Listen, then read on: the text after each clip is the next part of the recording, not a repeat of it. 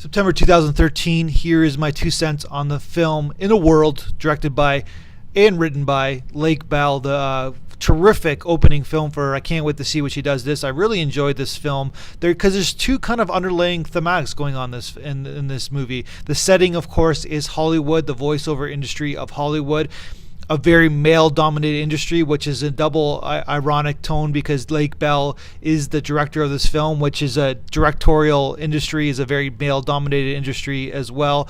And we see the nuts and bolts of Hollywood and how it's not a very sexy environment. It's very competitive. When you go into these voiceover suites, it's very static. It's very cold. It's very dry. It's not an exciting, colorful world that a lot of people imagine Hollywood to be. And but the main thematic in this film is the voices of the human condition, which is a great little yarn in so many different ways because she plays a main character who's obsessed with people's voices. But in a sense, it's like being obsessed with the human condition. And there's every character in this movie. The world isn't easy for any of these people. Where the human condition of neediness, the arrogance, the obsessiveness, the need to connect with somebody, even if you love them.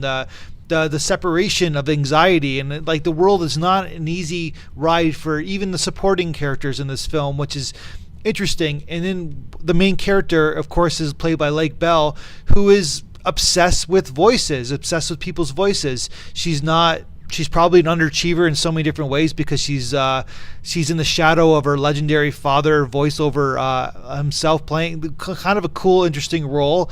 And she's somebody that loves what she does, and it's almost like she picked up this obsession when she was 10 years old, and because she dresses like somebody who was born in 1980, so 1990 person, a 10-year-old girl who wears 1990s clothes, she's still wearing those clothes at 10. It's almost like she's stuck in her like artistic obsession when she discovered it at her age. And you notice a lot of artistic people, when they discover their passion for life, they tend to wear their wardrobe and their hairstyles tend to be stuck in that kind of environment unless they don't evolve, because that is their favorite time in their lives when they discover this obsession.